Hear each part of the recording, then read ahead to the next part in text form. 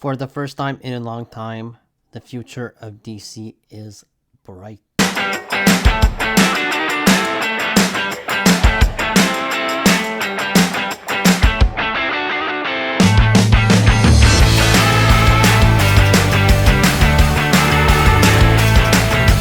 Peacemaker Season 2 stars John Cena, Daniel Brooks, Freddie Stroma, Jennifer Holland, Steve Agee, Robert Patrick, Frank Grillo, and Saul Rodriguez.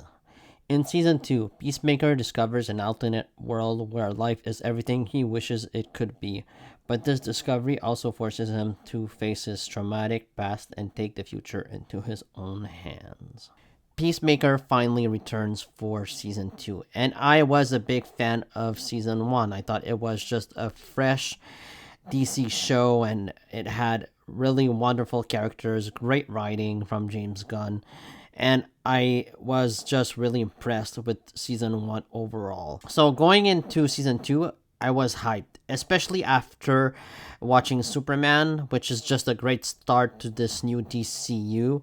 I was really excited to watch the first episode of Peacemaker Season 2, and in my opinion, it delivered. I think that the premiere episode is just a lot of fun. It's got some really funny moments, some shocking moments, and some great writing. And I think that James Gunn really is one of the best comic book film writers in general, because he is just so good at it, and I have yet to see a bad comic book film from James Gunn, and he was the perfect man to relaunch this DCU. The cast here is terrific. John Cena is wonderful once again as Peacemaker, and I love his character this season. And what's great about his character is that he has so much growth here this episode compared to last season. He's not at the same place as he was in season 1, and to me, John Cena plays him beautifully. He is just really great as this character. It's probably the best role that John Cena has ever had, and he is really terrific in this show. Danielle Brooks is still really good as Leota. I really like her character. I think that she has great chemistry with Peacemaker as well. The entire cast is really terrific. Jennifer Holland, James Gunn's wife, is really good here. She has a memorable fight scene in the episode. I really like her in this show. The rest of the cast, Robert Patrick, Frank Grillo, are all wonderful as well. This cast is just really great, and I also like the appearance of the Justice Gang here in this episode. Right off the bat, James Gunn shows us what is canon from season 1 and what is different, because he changes the Justice League appearance in the recap, and he puts the Justice Gang right there, and I think that it was a good move. It was a good move just to show us that this is sort of a different alternate universe, in my opinion, in my headcanon anyways. It's not the same universe as it is in season 1. This is sort of a different Peacemaker.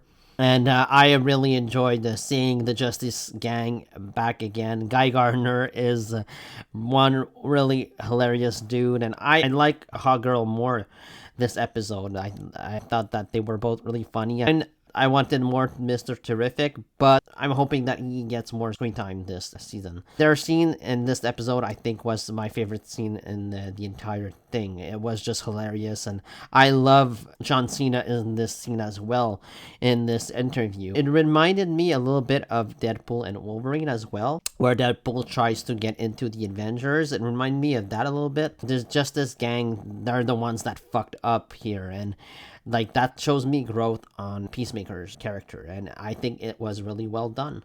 There is one really graphic scene in the middle of the episode.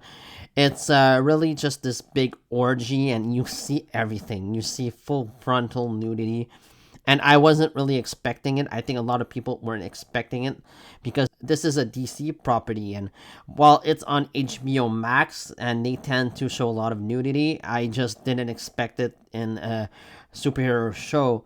And wow, it was just really graphic, kind of almost Game of Thrones level, even more so. And I was surprised to see James Gunn go that far, and I was surprised that the studio accepted it. And it just shows to me that DC isn't afraid of pushing the boundaries, of doing different things with different projects. This isn't for the same audience that watched Superman. It's for a more adult audience. And I like that. I think that Marvel desperately needs that as well. But I think that they're sort of branching out a little bit, especially with Deadpool and Wolverine. They are changing things up, and I want more rated R content in the MCU, just like we're getting in DC. I think DC is off to a great start here, and I really enjoyed this episode. I love the ending of the episode where Peacemaker goes into this alternate reality. This is a weird room that he has at his place. Like, he never found this door, but I don't know, some things you just have to accept. He goes in this alternate universe and he meets his dead father and his dead brother.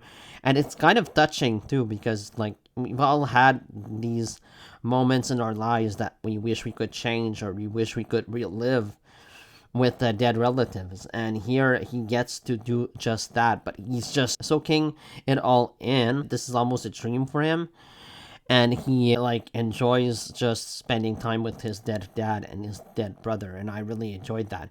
And I was really shocked when he comes face to face with his other alternate self and they fight, and he kills his alternate self, which I think is a great way to end the episode. It's just a shocking scene, and I'm curious to see where this season goes moving forward. But yeah, I think that this episode is just a lot of fun. It really brings you back to the universe well, and I'm excited for the rest. Also, the opening intro I think is good.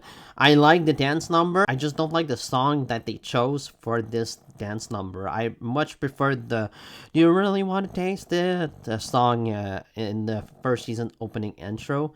I mean, that was one of the best intros I've ever seen in a television series, and it was one of the most unskippable intros ever.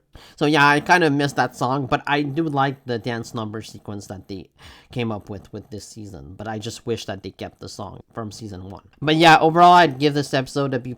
It's a really satisfying episode, and I can't wait for more episodes.